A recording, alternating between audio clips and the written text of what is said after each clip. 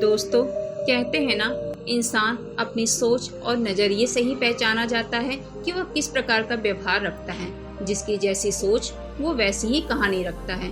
सोच का इंसान के जीवन पर, व्यवहार पर बहुत फर्क पड़ता है। जैसे कोई परिंदों पर बंदूक तानता है तो कोई परिंदों के लिए दाना रखता है।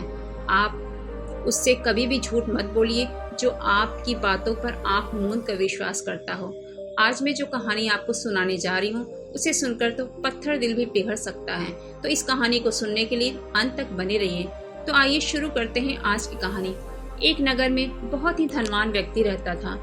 उसके पास कई कोठियाँ थीं। एक कोठी से दूसरी कोठी तक जाने के लिए उसे सवारी की जरूरत पड़ती थी। तो दोस्तों, आप ही सोचिए उसकी कोठी कितनी बड़ी होगी। लेकिन एक बात तो सच है, जिसके पास जितनी धन दौलत होती है वह दिल से उतना ही दरिद्र होता है। यह कहावत उस धनवान व्यक्ति पर बहुत सटीक बैठता है।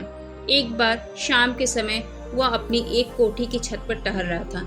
तभी उसे अपने दरवाजे पर आता हुआ एक बूढ़ा व्यक्ति जो अपने माथे पर गठरी लिया था दिखाई दिया। जब उसने उस धनवान व्यक्ति का गेट खटखटाया तो उसने कहा, क्या हुआ, तुम यहाँ क्यों आए हो, तुम्हें क्या चाहिए?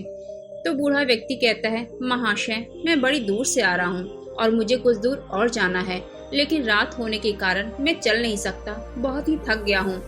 आपकी कृपा हो तो अपनी इतनी बड़ी हवेली के एक कोने में मुझे रात बिताने का जगह दे दीजिए। मैं कहीं भी पड़ा रहूंगा, सुबह होते ही चला जाऊंगा, आपको बिल्कुल भी परेशानी नहीं होगी।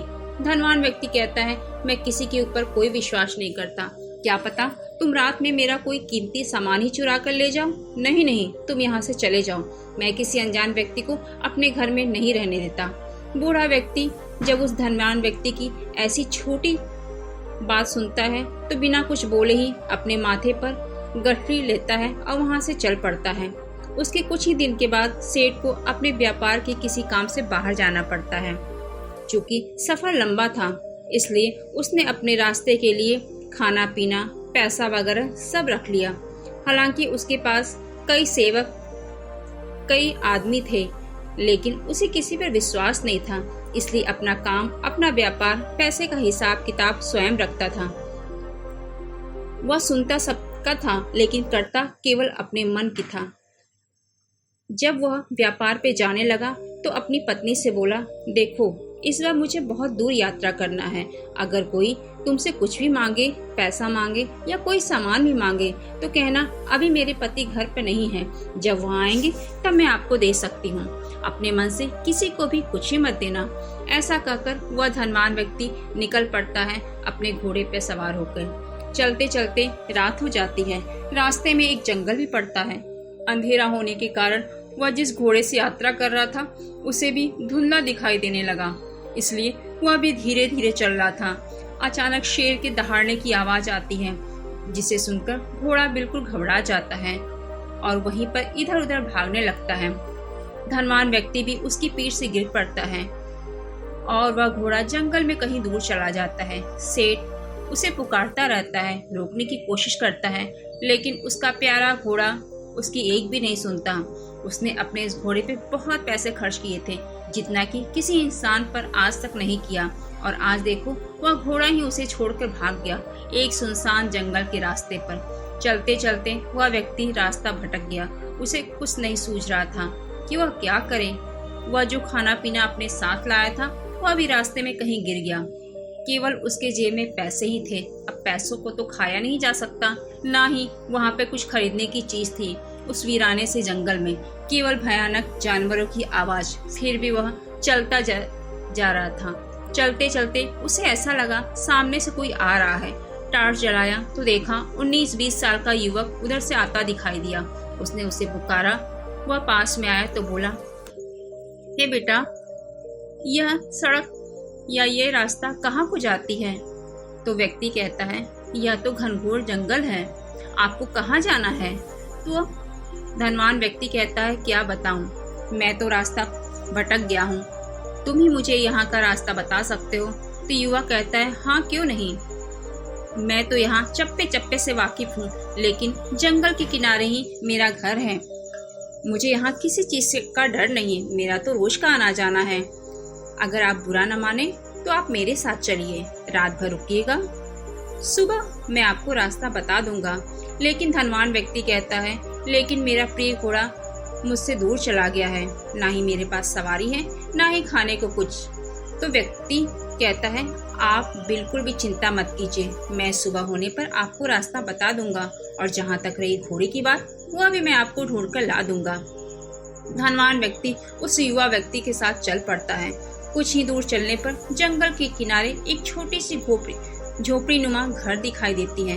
वह उसमें जाता है और अपने पिताजी से कहता है, पिताजी, एक व्यक्ति आए हैं, वह जंगल में रास्ता भटक गए हैं, इसलिए मैं उन्हें अपने साथ ले आया हूँ। तो बूढ़ा व्यक्ति कहता है, बहुत अच्छा किया बेटा, अब वह हमारे घर के अतिथि हैं, उन्हें बिठाओ, हाथ मुंह धुलाओ, और जो खाना है उनको परोस दो, क्योंकि वह सब तो बहुत अमीर व्यक्ति होंगे, हम लोग तो बहुत गरीब हैं, हमारे पास उतना अच्छा खाना पीना नहीं है।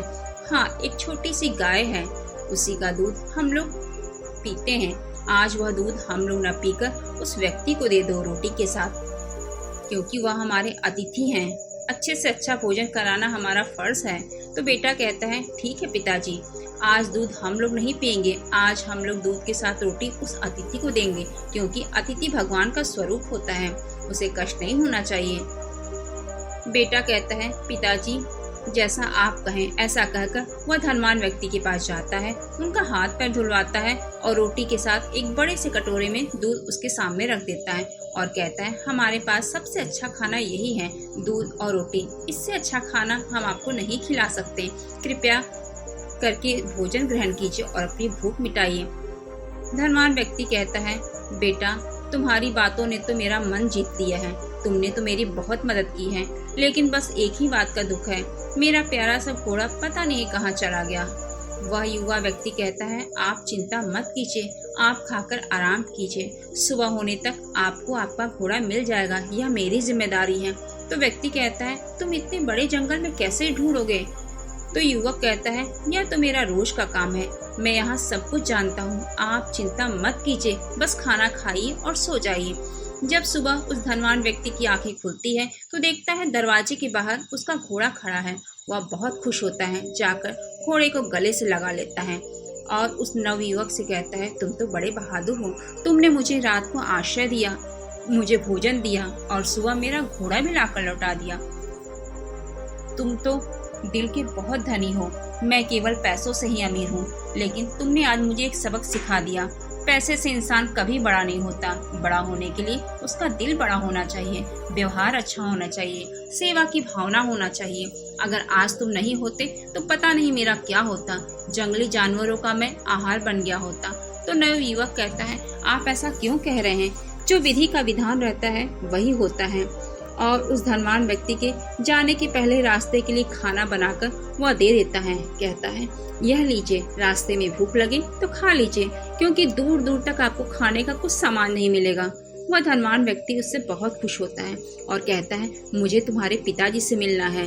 तो वह अपने पिताजी से मिलवाने अंदर ले जाता है और कहता है, धनवान व्यक्ति उस बूढ़े व्यक्ति से, आपका बेटा तो बहुत महान है, आपने उसको इतने अच्छे संस्कार दिए हैं, किसी का भी दिल जीत सकता है। ऐसा सुनने पर जब वह बूढ़ा व्यक्ति उस धनवान व्यक्ति की तरफ देखता है तो उसके होश उड़ जाते हैं और कहता है, महाशय, आप तो धनवान व्यक्ति को अचानक उस रात की बात याद आ जाती है। उस रात को यही व्यक्ति मेरे दरवाजे पर आया था और मैंने इसे कितनी बेरहमी से इसको भगा दिया था। ऐसा सोचकर उसकी नजरें शर्म से झुक जाती हैं। तभी वह बूढ़ा व्यक्ति कहता है, आपको शर्मिंदा होने की कोई जरूरत नहीं, आज आप हमारे अतिथि हैं और अतिथि तो भगवान का स्वरूप होते हैं, खुद को शर्मिंदा करके मुझे पाप का भागी मत बनाइए। तब धनवान व्यक्ति कहता है, मुझे आपसे एक निवेदन करना है, कृपया इसको ठुकराइएगा नहीं। तो बूढ़ा व्यक्ति कहता है, बताइए, आप तो हमारे अतिथि हैं, आपकी बात को ना हम कैसे कह सकते हैं। तो धनवान व्यक्ति कहता है, मैं आपके बेटे को अपने व्यापार का एक हिस्सा बनाना चाहता हूँ, बस आप मुझे मंजूरी दे दीजिए। मुझे ऐसे ही ईमानदार व्यक्ति की तलाश थी जो आज तक नहीं मिला। ऐसा व्यक्ति अगर मेरे व्यापार में मेरा हाथ बढ़ाएगा तो मेरा व्यापार और आगे बढ़ता जाएगा और आपके बेटे को भी बहुत अच्छी नौकरी मिल जाएगी। बूढ़ा व्यक्ति कहता है, क्योंकि आप मेरे घर आकर मेरे अतिथि के रूप में यह बात कही है, इसलिए मैं मना नहीं कर सकता हूँ। जैसी आपकी इच्छा। ऐसा कहकर वो अपने बेटे को उस धनवान व्यक्ति के साथ भेज देता है और कहता है, बेटा मन लगाकर काम करना।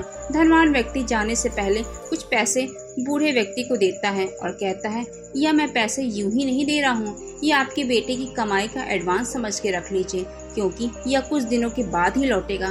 तब तक आपके घर का खर्च यह पैसे से हो जाएगा। और फिर धनवान व्यक्ति बूढ़े व्यक्ति के बेटे को लेकर वहां से चला जाता है। तो दोस्तों, आपने देखा कि अगर बूढ़ा व्यक्ति भी वैसे ही करता जैसे धनवान व्यक्ति ने किया तो दोनों में कोई फर्क नहीं रह जाता। तो जिसको जो करना है वो करे, हम अपना धर्म निभाएंगे, यही नीति कहती है। हमारी कहानी में अंत तक बने रहने के लिए आपका दिल से धन्यवाद। अगर आपको कहानी पसंद आई हो तो अपने दोस्तों को शेयर करना बिल्कुल न भूलें तथा हमारे चैनल को सब्सक्राइब करें। नमो बुद्धाय।